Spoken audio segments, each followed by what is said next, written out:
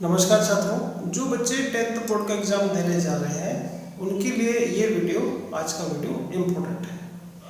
इस वीडियो में हम कक्षा 10th मैथ्स के सारे सूत्रों की बात करेंगे। आप जानते हैं कि बोर्ड पेपर 80 मार्क्स का होता है, इसमें से 17 या 18 नंबर केवल सूत्रों के होते हैं, तो हमें सूत्र भली भांति पता होना चाहिए। सबसे पहली आवश्यकता है कि मैं सूत्र याद हो। तो आज हम इस वीडियो में कक्षा 10 गणित विषय के सारे सूत्रों की बात करेंगे। आइए शुरू करते हैं। सबसे पहले हम सांख्यिकी के सूत्र देखेंगे, है ना। देखते हैं कि प्रत्यक्ष विधि से माध्य अगर हमें निकालना है, मीन यानी माध्य में निकालना है, तो x बार बराबर होता है सिग्मा एफ एक्स बटा सिग्मा एफ। सिग्मा एफ का मतलब होता है समस्त बारंबारताओं का योग। माध्य का एक और फॉर्मूला है, कल्पित विधि से माध्य निकालना है ना। कल्पित माध्य मान के अगर हमें माध्य ज्ञात करना हो तो कल्पित विधि से माध्य का फॉर्मूला होगा a plus sigma F I D I बटा सिग्मा एफ आई, जहाँ डी आई बराबर है एक्स आई माइनस ए। ठीक है, विचलन a का मतलब होता है कल्पित माध्य। ठीक है, एक है पद विचलन विधि से माध्य a plus sigma F I U I बटा sigma F I into H, जहां यू आई का मतलब होगा एक्स आई माइनस ए बटा एच। तो माध्य यानी मीन ज्ञात करने के ये तीन फॉर्मूले हैं। ठीक है, इसके बाद में आता है माध्यक या माध्यिका। m का सूत्र होता है l प्लस n बटा 2 माइनस सी बटा एफ इंटू एच। ठीक है, जब भी हमें माध्यिका ज्ञात करनी होती है तो हम सबसे पहले सी एफ ज्ञात करते हैं। ठीक है, और फिर है बहुलक। बहुलक का सूत्र होता है बहुलक z बराबर l plus f1 minus f0 बटा 2f1 minus f0 minus f2 into H. यहाँ बहुलक में ये देखा जाता है कि सबसे बड़ी बारंबारता क्या है। तो जो सबसे बड़ी बारंबारता होती है उसको हम कहते हैं f1, उसके बाद वाली को बोलते हैं f2, उसके पहले वाली को बोलते हैं f0। h का मतलब होता है वर्ग अंतराल, है ना। जैसे 0 से 10 है, ये 10 से 20 है, तो वहां पे वर्ग अंतराल 10-10 का होगा। ठीक है, अर्थमेटिक प्रोग्रेशन से संबंधित फॉर्मूले हैं, समांतर श्रेणी से संबंधित सूत्र है कि समांतर श्रेणी का nवां पद अगर हमें निकालना है an, तो ये होता है a plus n minus 1 into D. a का मतलब है प्रथम पद, n का मतलब पदों की संख्या, d का मतलब है सार्वंतर। तो nवां पद का यह सूत्र होगा। इसी तरह से अंतिम पद का भी यही सूत्र होता है। अंतिम पद l बराबर a plus n minus 1 into D. जब हमें अंतिम पद दे रखा हो और प्रथम पद दे रखा हो, सार्वंतर दे रखा हो, पदों की संख्या बतानी हो, तो हम ये सूत्र काम में लेते हैं। ठीक है, इसी प्रकार समांतर श्रेणी के n पदों का योग, sum of n term Sn is equal n by 2, n बटा 2 2a plus n minus 1 into D.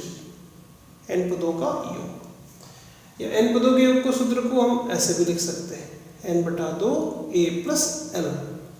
l का मतलब ये होगा।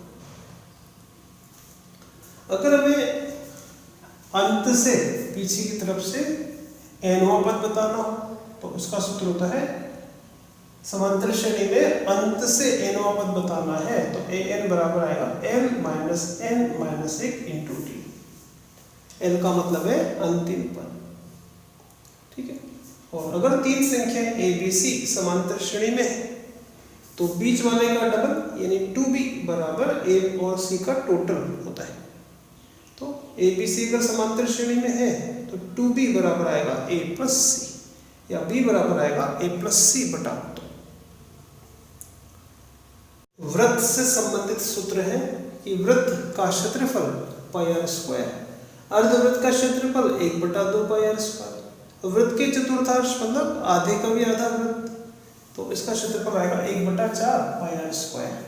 परिधि यानी वृत्त की संपूर्ण लंबाई को बोलते हैं परिधि, का सूत्र होता है 2 पाई आर।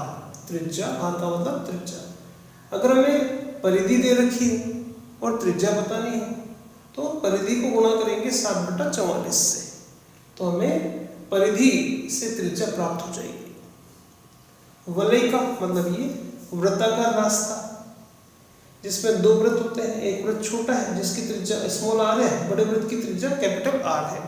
ठीक है, तो अगर हमें इस वलयिका का क्षेत्रफल निकालना है तो सूत्र होगा pi capital R square minus small r square. त्रिज्यखंड, जैसे ये आप त्रिज्यखंड देख रहे हैं, दो त्रिज्याओं और एक चाप से घिरे हुए क्षेत्र को हम कहते हैं त्रिज्यखंड।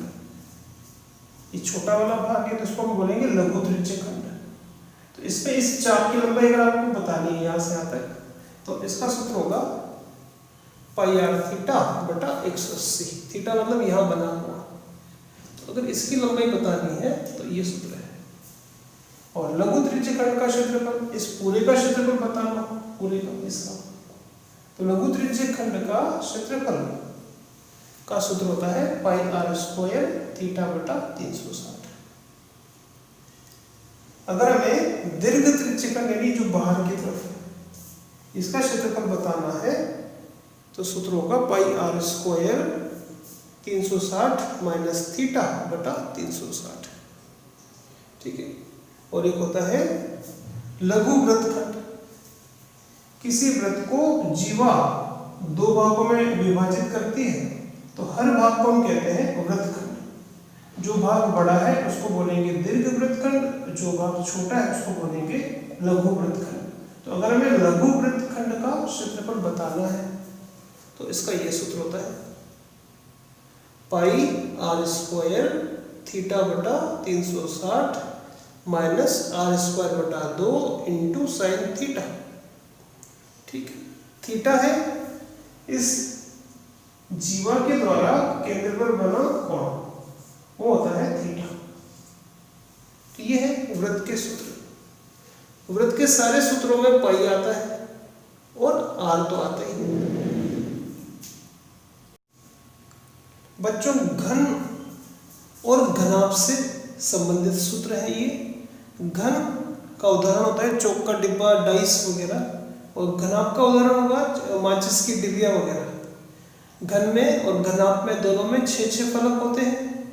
ठीक है, घन की सारी साइड कोर बराबर होती है जिसको हम कहते हैं भुजा, और इसकी 3 लंबाई होती है, 3 विमाएं होती है। इसको कहते हैं लंबाई, इसको कहते हैं चौड़ाई, इसको ऊंचाई। ठीक, तो घन का संपूर्ण पृष्ठीय क्षेत्रफल, घन का संपूर्ण पृष्ठीय क्षेत्रफल होगा 6 इंटू भुजा स्क्वायर। घन का आयतन होगा भुजा की घात 3 और घन का विकर्ण होगा √3 इंटू भुजा। तो याद रखिए घन के सूत्रों में भुजा आती है। अब घनाभ का सूत्र की 3 विमाएं होती है, लंबाई, चौड़ाई, ऊंचाई। तो इसके सूत्रों में आएगा घनाभ का संपूर्ण पृष्ठीय क्षेत्रफल आएगा 2 लंबाई गुणा चौड़ाई प्लस चौड़ाई गुणा ऊंचाई प्लस ऊंचाई गुणा लंबाई। घनाभ का संपूर्ण पृष्ठीय क्षेत्रफल। अगर कोई घनाभ है जिसका ढक्कन नहीं है तो उसका पृष्ठीय क्षेत्रफल 5 फलकों का निकालेंगे, वो होगा लंबाई गुणा चौड़ाई प्लस 2 गुणा चौड़ाई गुणा ऊंचाई प्लस ऊंचाई गुणा लंबाई। कमरे की चारों दीवारों का क्षेत्रफल होता है 2 गुणित ऊंचाई लंबाई प्लस चौड़ाई। और घनाभ का विकर्ण का सूत्र होगा लंबाई का स्क्वायर प्लस चौड़ाई का स्क्वायर प्लस ऊंचाई का स्क्वायर। ठीक है, कि अगर आपसे प्रश्न आता है कि किसी भी कमरे में बड़े से बड़ी कितनी लंबी छड़ रखी जा सकती है, तो जो छड़ रखी जा सकती है उसकी लंबाई बताइए, तो वो हम निकालेंगे। उसके लिए ये सूत्र काम में लेंगे, घनाभ का विकर्ण का ये सूत्र है। बच्चों, मेंसुरेशन के अंतर्गत हम गोला, अर्धगोला और बेलन के सूत्र देखते हैं। गोला यानी स्फीयर का उदाहरण होगा, हमारी पृथ्वी जो है गोला है, गेंद गोले का उदाहरण होगा। अर्धगोला इसका आधा करते हैं। ठीक है, कटोरा वगैरह अर्धगोले में आता है। सेमी स्फीयर्स को बोलते हैं एक है बैलन या सिलेंडर, जो पाइप वगैरह होते हैं वो इसमें आते हैं। ठीक है, तो गोले का अगर हमें पृष्ठीय क्षेत्रफल बताना है, संपूर्ण पृष्ठीय क्षेत्रफल बताना है, तो गोला और अर्धगोला जो सूत्र होंगे इसमें पाई और आर आएगा। ठीक है, पाई आर आता है। तो गोले का संपूर्ण पृष्ठीय क्षेत्रफल 4 पाई आर स्क्वायर, अर्धगोले का संपूर्ण पृष्ठीय क्षेत्रफल मतलब वक्र पृष्ठ और वृत्ताकार पृष्ठ दोनों का क्षेत्रफल 3 पाई आर स्क्वायर, अर्धगोले के केवल वक्र पृष्ठ का क्षेत्रफल, इसका क्षेत्रफल तो यह आएगा 2 पाई आर स्क्वायर। गोले का आयतन 4/3 पाई आर क्यूब, अर्धगोले का आयतन 4, ये तो था 4/3, इसका आएगा 2/3 पाई आर क्यूब। अब आते हैं बेलन। ठीक है, बेलन के इस वाले भाग को बोलते हैं वक्र पृष्ठ। बेलन के वक्र पृष्ठ का क्षेत्रफल 2 पाई आर एच, एच मतलब ऊंचाई, आर का मतलब इसकी त्रिज्या। बेलन का संपूर्ण पृष्ठीय क्षेत्रफल जिसमें दोनों वृत्ताकार भाग और वक्राकार भाग शामिल है, उसका क्षेत्रफल 2 पाई आर आर प्लस एच। और बेलन के आयतन का सूत्र होता है पाई आर स्क्वायर एच। ठीक है, पाई आर स्क्वायर एच, ये सूत्र है। बच्चों अब हम शंकु से संबंधित सूत्र देखेंगे। शंकु को अंग्रेजी में कहते हैं कोन। इस तरह की जो चीज है उसको हम कहते हैं कोन। इसकी इस ऊंचाई को कहते हैं तिर्यक ऊंचाई, इसको हम एल के द्वारा दर्शाते हैं। इसको कहते हैं इसकी सीधी ऊंचाई एच, और इसको बोलते हैं यहाँ से आता है इसका पृष्ठ आधार, इसका वृत्ताकार होता है, तो इसका सूत्र होगा आधार है इसकी, यहाँ से आकर को बोलते हैं त्रिज्या। ठीक है, तो अगर हमें शंकु के वक्र पृष्ठ का क्षेत्रफल बताना है तो इसका सूत्र होता है पाई आर एल। शंकु का संपूर्ण पृष्ठीय क्षेत्रफल पाई आर आर प्लस एल। शंकु का आयतन 1/3 पाई आर स्क्वायर एच। और अगर हमें शंकु की तिर्यक ऊंचाई बतानी है, जैसे अगर हमें एच दे दे, आर दे दे, एल बताना, तो तिर्यक ऊंचाई एल बराबर H square plus R square का अंडर। हम जानते हैं कि समकोण त्रिभुज एक ऐसा त्रिभुज होता है जिसमें ये एक कोण 90 डिग्री का होता है। तो ऐसा त्रिभुज जिसमें एक कोण 90 डिग्री का हो, समकोण हो, उसको हम कहते हैं समकोण त्रिभुज। और इसकी ये भुजाएं कहलाती है लंब, आधार, कर्ण। सबसे बड़ी भुजा कहलाती है कर्ण, अन्य भुजाएं लंब और आधार होती है। इन तीनों के मध्य एक संबंध होता है जिसको हम कहते हैं पाइथागोरस प्रमेय। इसके अनुसार लंब का स्क्वायर प्लस आधार का स्क्वायर बराबर होता है कर्ण स्क्वायर। अगर हमें लंब दे दिया जाए, लंब की लंबाई दे दी जाए, आधार की लंबाई दे दी जाए, कर्ण बताना हो तो कर्ण इस सूत्र में मान रखेंगे, कर्ण बराबर लंब स्क्वायर प्लस आधार स्क्वायर का अंडर रूट। इसी प्रकार से अगर हमें लंब बताना हो तो सूत्र आएगा कर्ण का स्क्वायर माइनस आधार का स्क्वायर का अंडर रूट। आधार बताना हो तो ये सूत्र है। बच्चों अब ये सूत्र हम देखेंगे द्विघात समीकरण से संबंधित। द्विघात समीकरण का मानक रूप या व्यापक रूप या स्टैंडर्ड फॉर्म जो होती है वो होती है X square plus B X plus C बराबर 0, जहां ए बी सी कोई कांस्टेंट है और एक्स को हम कहते हैं चर। किसी भी द्विघात समीकरण के अधिकतम 2 हल हो सकते हैं। ठीक है, वो 2 हल कैसे होंगे? उन हल को हम कहते हैं मूल। उनकी प्रकृति क्या होगी? क्या वो दोनों हल बराबर होंगे या हल विद्यमान नहीं होंगे? वो पता लगाने के लिए किसी द्विघात समीकरण के हल होंगे कि नहीं होंगे, वो पता लगाने के लिए हम विविक्त कर ज्ञात करते हैं। डिस्क्रिमिनेंट कहते हैं इसको अंग्रेजी में, और इसका सूत्र होता है कि विविक्त कर डी बराबर होता है बी का स्क्वायर माइनस 4ac। तो अगर हमें कि भाई किसी भी द्विघात समीकरण के मूल कैसे होंगे, उनकी प्रकृति क्या होगी, वो पता लगाना हो तो हम इसका मान निकालते हैं, डी भी कहते हैं इसको। अगर आप ये मान निकालते हैं, जैसे ए बी सी का मान तो हमें यहाँ से मिल जाएगा, A B C plus minus में हो सकते हैं, तो इसमें रखेंगे। और अगर आप देखते हैं कि डी का मान प्लस में आता है, 0 से बड़ा आता है, तो हम कहेंगे कि इसके मूल असमान और वास्तविक है। और d का मान अगर 0 आता है तो हम कहेंगे इसके मूल समान और वास्तविक है। और d का मान अगर 0 से छोटा आ जाए यानी d का मान माइनस में आवे तो हम कहेंगे कि ऐसी द्विघात समीकरण के मूल विद्यमान नहीं है, नहीं होंगे, या हम कहेंगे इसके जो मूल है वो काल्पनिक होंगे। ठीक है। और किसी द्विघात समीकरण को हल करने की ये एक सूत्र होता है जिसको हम कहते हैं द्विघातीय सूत्र या श्रीधर आचार्य विधि। किसी द्विघात समीकरण के अगर हमें मूल ज्ञात करने हैं, हल ज्ञात करना है तो इस सूत्र में हम मान रखते हैं। ठीक है। इसको हम कहते हैं द्विघातीय सूत्र। और इस तरह से होता है कि x बराबर minus B plus minus B का स्क्वायर माइनस 4ac का अंडर रूट बटा पूरे के 2a। ठीक है बच्चों, तो ये आप वीडियो पॉज करके रोक रोक के इनको याद करें, फिर अगले सूत्र पर पढ़ें।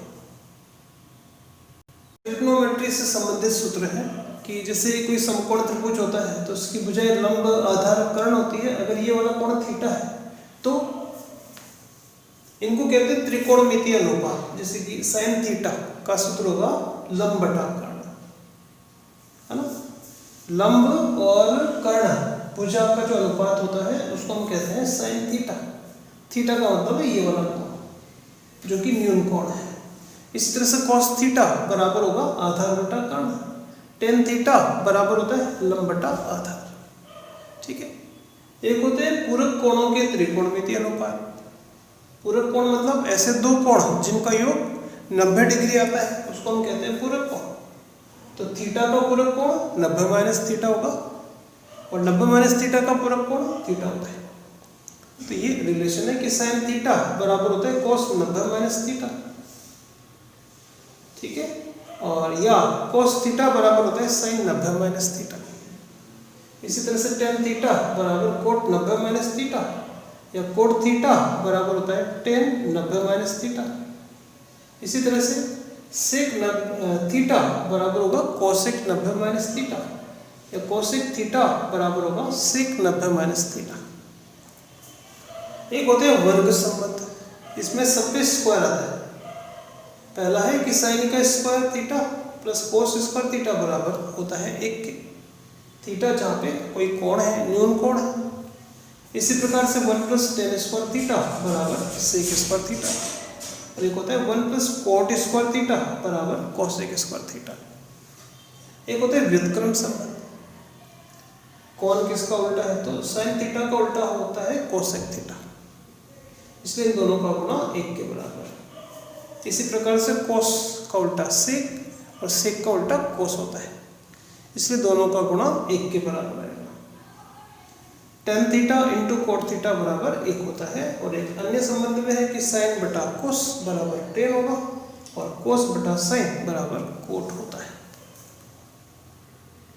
बच्चों, निर्देशांक ज्यामिति से संबंधित सूत्र है कि अगर हमें दो बिंदु दिए जाएं जिनके निर्देशांक हमें पता तो हम दूरी सूत्र से उन दोनों बिंदुओं के बीच की दूरी ज्ञात कर सकते हैं। इस सूत्र से x2 माइनस x1 का whole square plus y2 minus y1 का होल स्क्वायर का अंडर रूट, इसको हम कहते हैं दूरी सूत्र।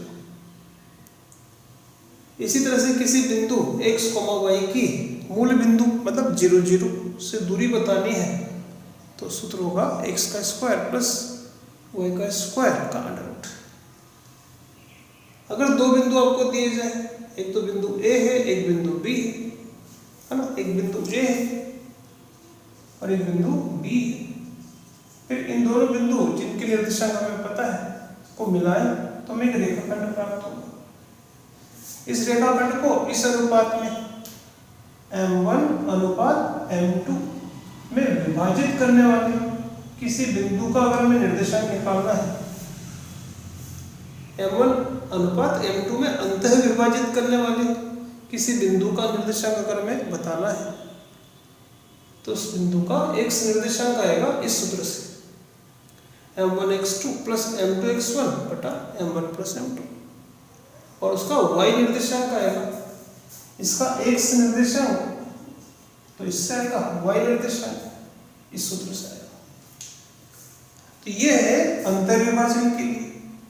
ठीक है, अगर यहाँ पे बाह्य विभाजन आ जाए, अगर वो कहते हैं कि बाह्य विभाजित करता है तो ये अंतर की जगह बाह्य आ जाता है, तो यहाँ पे प्लस की जगह माइनस आ जाएगा।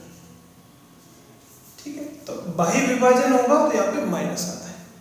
ठीक है, ये ध्यान रखिए।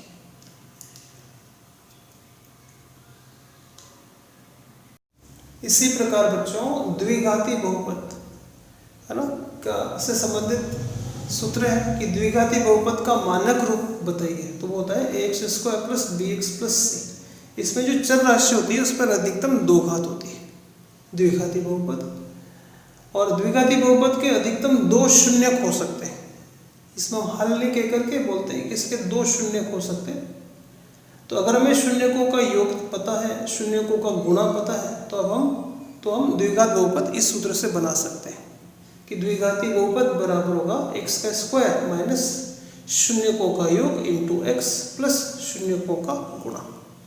इस तरह से शून्यकों का योग अगर मैं बताना है तो इसका एक सूत्र होता है कि माइनस x का गुणांक बटा x² का गुणांक। इसी तरह से शून्यकों का गुणा बराबर आएगा अचर पद बटा x² का गुणांक। x² का गुणांक यहाँ a है, x का गुणांक यहाँ b है, अचर पद यहाँ पे c है।